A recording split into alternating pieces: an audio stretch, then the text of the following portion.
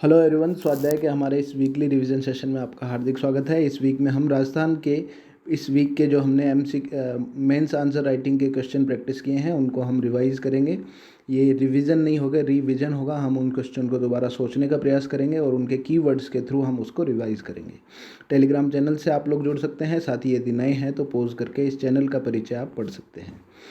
चलते हैं हम पहले प्रश्न पे। प्रादेशिक नाम लिखना है हमें अजमेर, जैसलमेर, बाड़मेर, सिरोही, झालावाड़ और जालोर का। तो अजमेर का अजयमेरू, जैसलमेर का वल्ल या पुंगल, बाड़मेर का श्रीमाल या भीनमाल, सिरोही का अर्बुद या चंद्रावती, झालावाड़ का पालन और दशपुर, जबकि जालोर का जबालीपुर और स्वर्णगिरी हम प्रादेशिक नाम या ऐतिहासिक नाम पढ़ते हैं। थली प्रदेश किसे कहते हैं, हमारा दूसरा प्रश्न था। तो बीकानेर, चूरू, सरदार शहर के क्षेत्र को स्थानीय रूप से थली प्रदेश के नाम से जाना जाता है। नेक्स्ट प्रश्न है, राजस्थान के स्थिति व विस्तार पर संक्षिप्त टिप्पणी करनी है। इसमें हम ये मैप के थ्रू राजस्थान के उत्तरी अक्षांश और उत्तरी अक्षांश और पूर्वी देशांतर के बारे में जानकारी ले सकते हैं। 23-3 और 30-12। साथ ही यदि हम देशांतर की बात करें तो 69 डिग्री 30 मिनट और 78 डिग्री 17 मिनट देशांतर है हमारा। कुल सीमा 5920 किलोमीटर है, जिसमें रेड क्लिफ रेखा जो 1070 किलोमीटर जो पाकिस्तान के साथ अंतर्राष्ट्रीय सीमा है उसे रेड क्लिफ रेखा बोलते हैं। 3,42,239 वर्ग किलोमीटर हमारा क्षेत्रीय विस्तार है। साथ ही पंजाब, हरियाणा, उत्तर प्रदेश, मध्य प्रदेश व गुजरात राज्य से हमारे राज्य की सीमा लगती है। नेक्स्ट है पश्चिमी मरुस्थलीय प्रदेश की अवस्थिति और विस्तार के बारे में चर्चा करनी है। तो हमें बताना है कि मरुस्थल 12 जिलों में फैला है। इसका संपूर्ण विस्तार 1,75,000 वर्ग किलोमीटर में है। विश्व में सर्वाधिक जनसंख्या और सर्वाधिक जैव विविधता जो है वो इसमें हमारे थार के मरुस्थल में है। ढलान इसकी उत्तर पूर्व से दक्षिण पश्चिम की तरफ है। इसे याद रखने के लिए हम लूनी नदी का जो प्रवाह है उसको याद कर सकते हैं। वो जिस दिशा में है वैसा ही हमारे मरुस्थल का ढलान है। नेक्स्ट इज पश्चिमी राजस्थान में मरुस्थलीकरण के कोई 4 कारण बताने हैं। तो इसमें मानवीय क्रियाएं, अनियंत्रित पशुचारण, वायु द्वारा अपक्षरण जिसको थार का मार्च भी बोलते हैं। नेक्स्ट है जनसंख्या वृद्धि। तो ये 4 कारण हमने मरुस्थलीकरण के विस्तार के बताए। नेक्स्ट है बरखान और शब्र काफीज के बारे में हमें बताना है। तो बरखान 10 से 20 मीटर लंबाई वाले और 200 मीटर चौड़ाई वाले अर्धचंद्राकार जो बालू का स्तूप पाए जाते हैं राजस्थान में, उन्हें बरखान बोला जाता है। ये राजस्थान में भालेरी, चूरू, जैसलमेर, सूरतगढ़ आदि स्थानों पर पाए जाते हैं। शब्र काफीज की यदि हम बात करें तो छोटी छोटी झाड़ियों व घास के झुंड के आसपास पाए जाने वाले बालू का स्तूप, इन्हें शब्र काफीज कहते हैं और ये लगभग पश्चिमी राजस्थान में सभी जगह पाए जाते हैं। नेक्स्ट है शेखावाटी प्रदेश, जिसे बांगर प्रदेश भी बोलते हैं। इसकी भौगोलिक विशेषता हमें बतानी है। तो चूरू, सीकर, झुंझुनू व नागौर का जो उत्तरी भाग है उसे शेखावाटी प्रदेश बोलते हैं। सीकर, झुंझुनू पूर्णतः आते हैं। चूरू और नागौर के उत्तरी भाग या कुछ भाग इसमें सम्मिलित किए जाते हैं। ये अंतः प्रवाहित धाराएं इसमें बहती है। कांतली, मेघा इत्यादि यदि हम याद करें तो घग्गर, काकने, इन नदियों के नाम भी हम इसमें लिख सकते हैं। अपेक्षाकृत अधिक वर्षा यहाँ पे होती है, इसलिए वनस्पति युक्त बालू का स्तूप यहाँ पे पाए जाते हैं। बरखान टाइप के बालू का स्तूप भी शेखावाटी प्रदेश में पाए जाते हैं। हमने अभी पिछले सेक्शन में पढ़ा कि चूरू के भालेरी में भी ये जो बरखान टाइप के बालू का स्तूप हैं वो पाए जाते हैं। लवणीय गर्त, जिसको रन भी बोलते हैं स्थानीय भाषा में, उसके यदि हम लिस्ट आउट करें तो डीडवाना, डेगाना, ताल छापर, पडिहारा, कुचामन, ये रन है जो इस शेखावाटी प्रदेश में पाए जाते हैं। नेक्स्ट हमें गोडवार प्रदेश की भौगोलिक विशेषताएं बतानी है। राजस्थान में लूनी व जवाई नदी के बेसिन क्षेत्र को गोडवार प्रदेश कहा जाता है। पाली, सिरोही, जालोर व जोधपुर का ये जलोढ़ युक्त मैदानी भाग है जिसे गोडवार प्रदेश बोला जाता है। इसमें कहीं कहीं एकाकी पहाड़ियाँ भी पाई जाती है जिसे हम फिजिकल जियोग्राफी में इंसलबर्ग के नाम से जानते हैं। मरुस्थल के समीप होने के कारण इनमें से कुछ स्थानों पर बालू का स्तूप भी पाए जाते हैं गोडवार प्रदेश में। नेक्स्ट है कच्छ की नज़दीकी के कारण लवणीयता युक्त भूमि जो है वो यहाँ पे पाई जाती है। पचपदरा, कपराना आदि खारे पानी के गर्त जो है वो इसमें गोडवार प्रदेश में मुख्यतः पाए जाते हैं। अगला प्रश्न है नाली भौगोलिक क्षेत्र के बारे में आप क्या समझते हैं। तो मृत नदी घग्गर के तल को स्थानीय भाषा में हनुमानगढ़ क्षेत्र में नाली कहा जाता है। इसमें सैम की समस्या इंदिरा गांधी नहर परियोजना के कारण मुख्य है। हनुमानगढ़, गंगानगर, सूरतगढ़ में इसका विस्तार है। तो ये हमने नाली क्षेत्र के बारे में पढ़ा। नेक्स्ट है अरावली में राजस्थान में अरावली प्रदेश के विस्तार पर टिप्पणी करनी है। तो प्राचीनतम पर्वतमाला के रूप में ये राज्य में कर्णवत है, यानी जो ये मैप में आप देख पा रहे हैं, तो ये एरो के निशान को राजस्थान में अरावली के विस्तार के रूप में समझा जा सकता है। साथ ही इसकी 692 किलोमीटर ओवरऑल लंबाई है, जिसमें से राज्य में 550 किलोमीटर का इसका विस्तार है। 7 जिलों में मुख्य रूप से इसका विस्तार है: सिरोही, उदयपुर, राजसमंद, अजमेर, दौसा, जयपुर, अलवर। उत्तर पूर्व में खेतड़ी व दक्षिण पश्चिम में खेड़ ब्रह्मा जो है वो इसकी सीमा निर्धारित करते हैं। यानी राजस्थान में इसकी सीमा देखें हम तो उत्तर पूर्व में खेतड़ी, दक्षिण पश्चिम में खेड़ ब्रह्मा। 56 के मैदान का विस्तार इस पर हमें टिप्पणी करनी है। तो मूलतः प्रतापगढ़ और बांसवाड़ा के 56 गांवों के समूह पर नामकरण 56 का मैदान कहा जाता है इसे। और इसके विस्तार की यदि हम बात करें तो माही नदी का प्रवाह क्षेत्र उदयपुर, बांसवाड़ा, डूंगरपुर, चित्तौड़गढ़ का दक्षिणी भाग जो है वो इसमें इसके 56 के मैदान के अंतर्गत आता है। इसको वागड़ प्रदेश भी बोला जाता है। स्थानीय वागड़ भाषा के नाम पर इसका ये नामकरण किया गया है। 56 के मैदान के बाद में हम नेक्स्ट क्वेश्चन पे चलते हैं, जिसमें हमें अरावली मात्र एक भौगोलिक प्रदेश नहीं है बल्कि ये राज्य को अनेक प्रकार से प्रभावित करता है। ये हमें किस प्रकार से अरावली प्रदेश को प्रभावित करता है ये हमें बताना है। तो इसमें मरुस्थल व गैर मरुस्थलीय प्रदेश का ये विभाजक के रूप में काम करता है। थार के पूर्ववर्ती विस्तार को रोकता है। कई जलदायिनी नदियों का ये उद्गम है। जल विभाजक रेखा के रूप में कार्य करता है।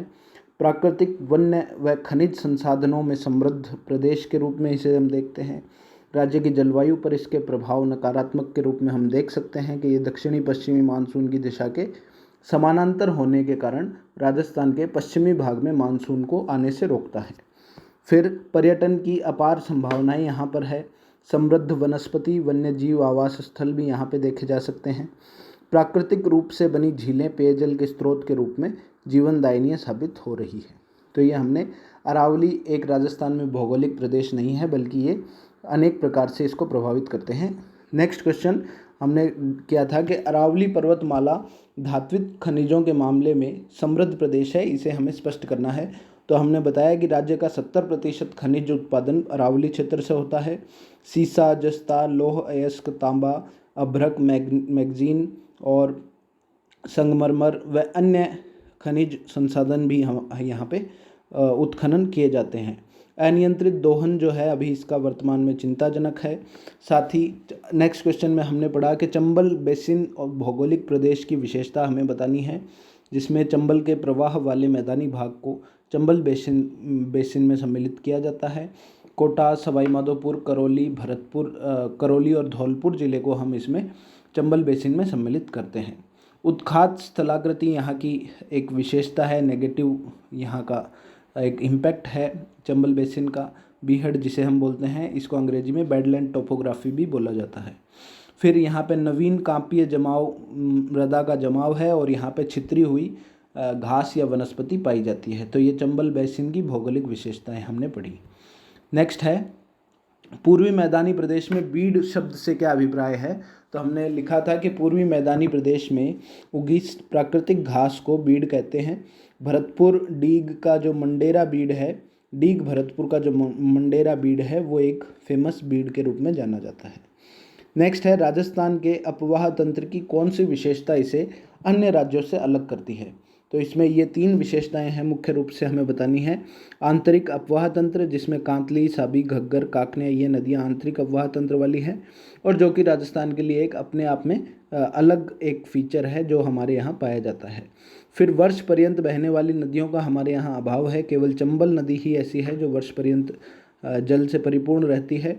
साथ ही राज्य की स्वयं की कोई वृहद नदी का नहीं होना, क्योंकि चंबल और माही ये जो बड़ी नदियां हैं ये केवल राज्य से होकर गुजरती है, राज्य में उद्गम होकर और राज्य में पूर्णतः बहने वाली कोई बड़ी नदी यहाँ नहीं है। नेक्स्ट है चंबल नदी का उद्गम व राजस्थान में इसके प्रवेश के बारे में बताना है। तो चंबल नदी को चर्मण्यवती के नाम से भी जाना जाता है। मध्य प्रदेश के महू में मानपुर के निकट इसका जाना पाओ की पहाड़ियों से इसका उद्गम है। चौरासीगढ़ राजस्थान में ये राजस्थान में चौरासीगढ़ से प्रवेश करती है जो कि चित्तौड़गढ़ में है, और इसको हम इस मैप के थ्रू भी समझ सकते हैं। ये नीचे जो जे लिखा है ये जाना पाओ की पहाड़ियाँ हैं, जबकि सी जो लिखा है वो चौरासीगढ़ है जहाँ से ये राजस्थान में प्रवेश कर रही है। रेड इंक में आप राजस्थान की सीमा देख रहे हैं, ये हाड़ौती प्रदेश और ये कोटा झालावाड़ का एरिया है। इसके बाद में ये धौलपुर ज़िले में धौलपुर ज़िले में अंतिम राजस्थान के होते हुए और इटावा यूपी में यमुना में जाकर मिल जाती है। तो ये हमने चंबल नदी के उद्गम और राज्य में प्रवेश और इसके राज्य से निकासी के जो प्रणाली है, चंबल नदी का जो बहाव क्षेत्र है उसके बारे में पढ़ा। नेक्स्ट हम बात करते हैं राज्य के प्रमुख पठारों की अवस्थिति बतानी थी हमें। तो इसमें हमने मैप के थ्रू समझा था कि उड़िया का पठार, आबू का पठार, और उड़िया का पठार जो कि सिरोही में है जिसकी हाइट 360 मीटर है और ये राजस्थान का सबसे ऊंचा पठार है। फिर हमने आबू के पठार के बारे में बात की जो कि सिरोही में है। फिर भोराट का पठार की बात की जो कुंभलगढ़ और गोगुंदा के बीच स्थित है।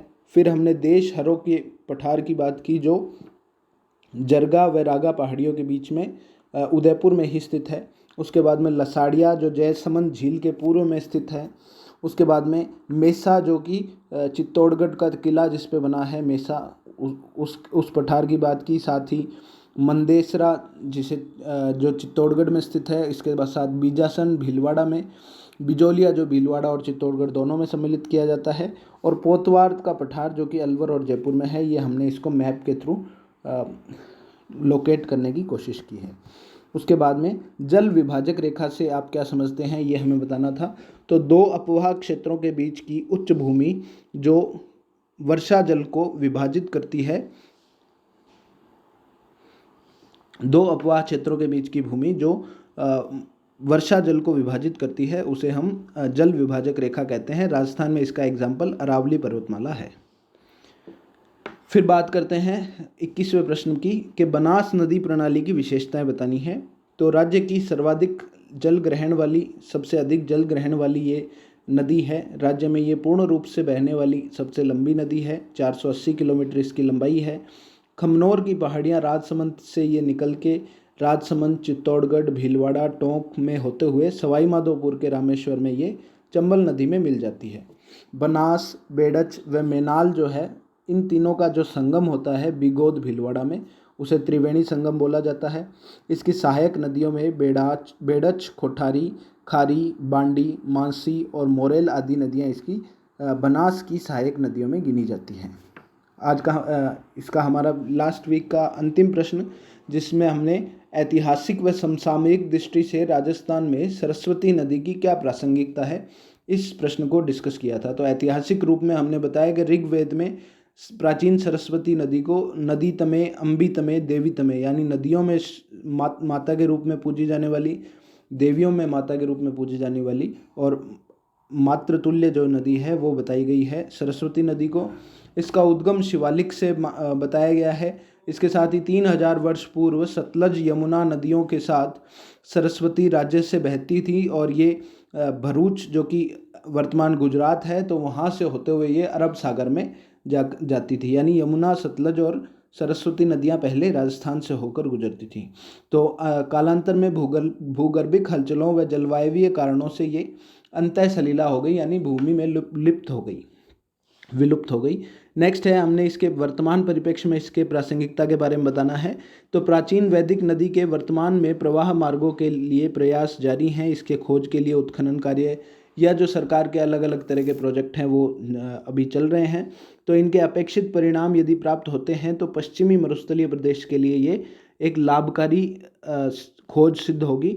हालांकि कुछ आलोचकों ने इस नदी के जो सर्च ऑपरेशंस हैं, सर्च प्रोजेक्ट्स हैं, उस पर अनावश्यक संसाधनों का खर्च किया जाने की आलोचना की है।